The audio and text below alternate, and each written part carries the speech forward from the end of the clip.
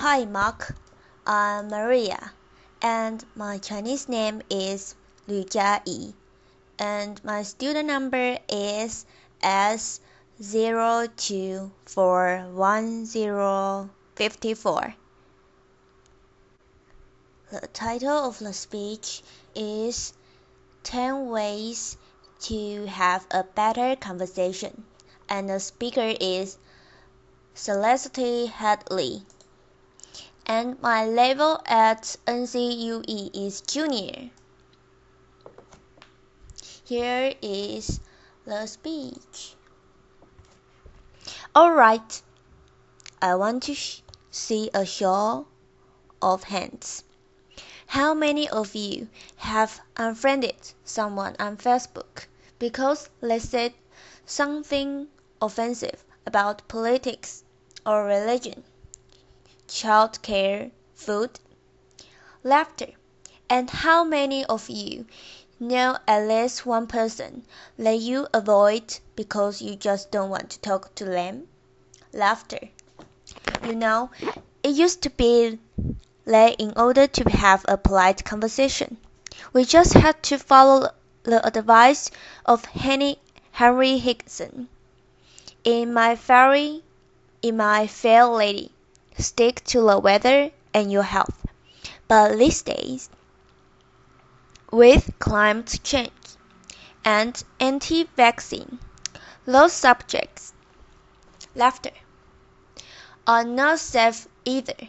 So this world that we live in, and this world in which every conversation has the potential to devolve into an argument, where our politicians can speak to one another, and where even the most trivial of issues have someone fighting both passionately for it and against it. It's not normal. Pew Research did a study of 10,000 American adults, and they found that at this moment we are more polarized, we are more divided than we ever have been in history. We are less likely to compromise, which means we are not listening to each other, and we make decisions about where to live, who to marry, and even who our friends are going to be, based on what we already believe. Again, that means we are not listening to each other. A conversation requires a balance between talking and listening. And somewhere along the way, we lost that balance. Now, part of that is due to technology. The smartphones that you all either have in your hands or close enough that you could grab them really quickly. According to Pew Research, about a third of American teenagers send more than 100 texts a day, and many of them, almost most of them, are more likely to text their friends than they are to talk to them face to face. There's this great piece in the Atlantic. It was written by a high school teacher named Paul Barnwell, and he gave his kids a communication project. He wanted to teach them how to speak on a specific subject without using notes, and he said this: I came to realize laughter. I came to realize that conversational competence might be the single most overlooked skill we fail to teach. Kids spend hours each day engaging with ideas and each other through screens, but rarely do they have an opportunity to hone their interpersonal communication skills. It might sound like a funny question, but we have to ask ourselves, is there any 21st century skill more important than being able to sustain coherent, confident conversation? Now I make my living talking to people. Nobel Prize winners, truck drivers, billionaires, kindergarten teachers, heads of state, plumbers. I talk to people that I like. I talk to people that I don't like. I talk to some people that I disagree with deeply on a personal level, but I still have a great conversation with them. So I'd like to spend the next 10 minutes also teaching you how to talk and how to listen. Many of you have already heard a lot of advice on this. Things like look a person in the eye, think of interesting topics to discuss in advance, look, nod, and smile to show that you are paying attention. Repeat back what you just heard, or summarize it. So I want you to forget all of that. It is crap. Laughter. There is no reason to learn how to show you are paying attention if you are, in fact, paying attention. Laughter. Applause. Now I'm actually use the exact same skills as a professional interviewer that I do in regular life. So I'm going to teach you how to interview people, and that's actually going to help you learn how to be better conversationalist.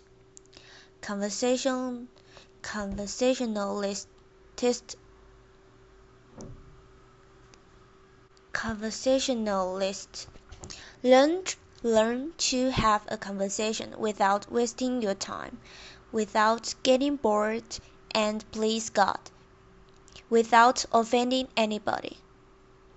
We have all had really great conversations. We have had them before. We know what it's like, the kind of conversation where you walk away feeling engaged and inspired, or where you feel like you have made a real connection, or you have been perfectly understood. There's no reason why most of your interaction can't be like that. So I have 10 basic rules. I'm going to walk you through all of them, but honestly, if you just choose one of them and master it, you will already enjoy better conversations. Number 1. Don't multitask. And I don't mean just set down your cell phone, or your tablet, or your car keys, or whatever is in your hand. I mean be present, being in that moment. Don't think about your argument you had with your boss. Don't think about what you are going to have for dinner. If you want to get out of the conversation, get off the conversation. But don't be half in it and half out of it. Number 2. Don't pontificate. Number 2. Don't pontificate. If you want to state your opinion about without any opportunity for response or argument or pushback or growth, write a blog. Laughter. Now there's a really good reason why I don't allow pundits on my show. Because they are really boring. If they are conservative, they are going to hate Obama, and food stamps and abortion. If they are liberal, they are going to hate big banks and oil cooperation, and oil corporations and Dick Cheney. Totally predictable. And you don't want to be like that. You need to enter every conversation assuming that you have something to learn. The famed therapist M. Scott Peck said that true listening requires a setting aside of oneself, and sometimes that means setting aside your personal opinion. He said that sensing this acceptance, the speaker will become less and less vulnerable and more likely to open up the inner recesses of his or her mind to the listener. Again, assume that you have something to learn. Bill Nye. Everyone you will ever meet knows something that you don't. I put it this way. Everybody is an expert in something. Number 3. Use open-ended questions. In this case, take a cue from journalists. Start your questions with who, what, when, where, why, or how. If you put in a complicated question, you are going to get a simple answer out. If I ask you, were you terrified? You are going to respond to the most powerful word in that sentence, which is terrified, and the answer is yes, I was, or no, I wasn't. Were you angry? Yes, I was very angry. Let them describe it. They are the ones that know. Try asking them things like, what was that like? How did they feel? Because then they might to have to stop for a moment and think about it, and you are going to get a much more interesting response. Number 4, go with the flow.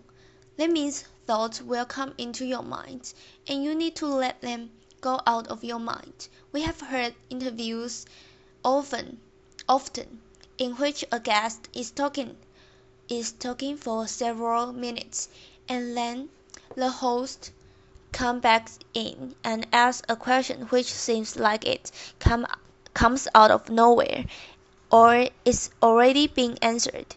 That means the host probably stopped listening 2 minutes ago because he thought of this really clever question, and he was just bound and determined to say that. And we do the exact same thing.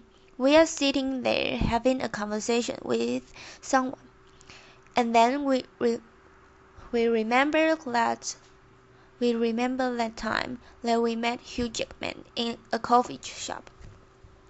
Laughter. And we stop listening. Stories and ideas are going to come to you. You need to let them come and let them go. Number 5. If you don't know, say that you don't know. Now people on radio, especially on NPR, are much more aware that they are going to on the record, and so they are more careful about what they claim to be an expert in, and what they claim to know for sure. Do that.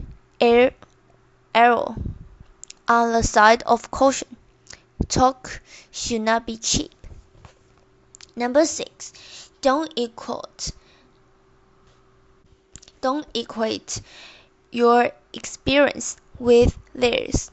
If they are talking about having lost a family member, don't start talking about the time you lost a family member. If they are talking about the trouble they are having at work, don't Don't tell them about how much you hate your job. It's not the same. It's never the same. All experiences are individual. And more importantly, it's not about you. You don't need to take that moment to prove how amazing you are or how much you have suffered.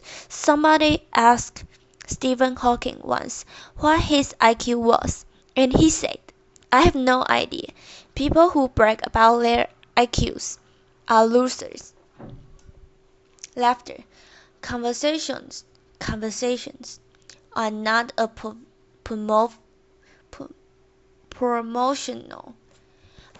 promotional opportunity. Number 7. Try not to repeat yourself.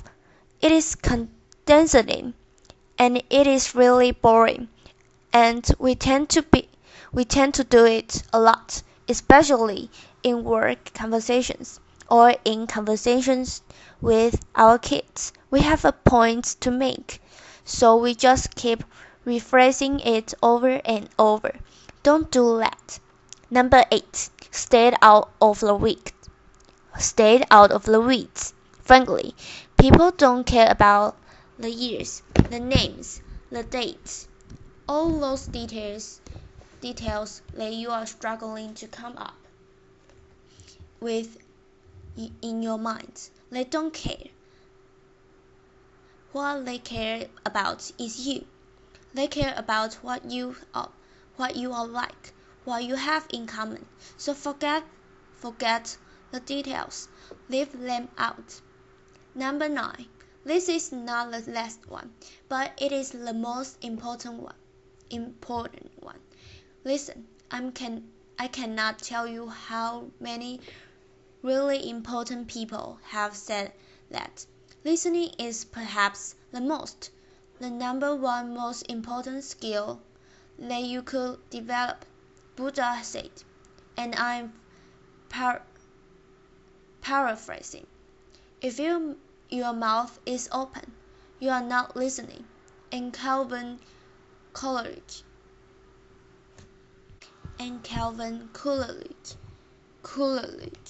said, no man ever listened his way out of a job. Laughter. Why do we not listen to each other? Number 1, we'd rather talk. When I'm talking, I'm in control. I don't have to hear anything I'm not interested in. I'm the center of attention. I can bolster my own identity. But there's another reason. We get distracted. The average person talks at about 225 words per minute, but we can listen at up to 500 words per minute, so our minds are filling in those other 275 words. And look, I know it takes effort and energy to actually pay attention to someone. But if you can't do that, you are not in a conversation. You are just two people shouting out barely related sentences in the same place. Laughter. You have to listen to one another. Stephen Covey said it very beautifully. He said, most of us don't listen with the intent to understand. We listen with the intent to reply. One more rule, number 10, and it is this one. Be brief. A good conversation is like a miniskirt, short enough to retain interest, but long enough to cover the subject. My sister. Laughter. Applause. All of this boils down to the same basic concept, and it is this one. Be interested in other people. You know, I grew up with a very famous grandfather, and there was kind of a ritual in my home. People would come over to talk to my grandparents, and after they would leave, my mother would come over to us, and he would say, "Do you know who that was? She was the run-up to the Miss America. He was the mayor of Sacramento. She won a Pulitzer Prize. He is a Russian ballet dancer." And I'm kind of grown up assuming everyone has some hidden, amazing thing about them. And honestly, I think it was makes me a better host. I keep my mouth shut as often as I possibly can. I keep my mind open, and I'm always prepared to be amazed. And I'm never disappointed. You do the same thing. Go out, talk to people, listen to people, and most importantly, be prepared to be amazed. Thanks. Applause.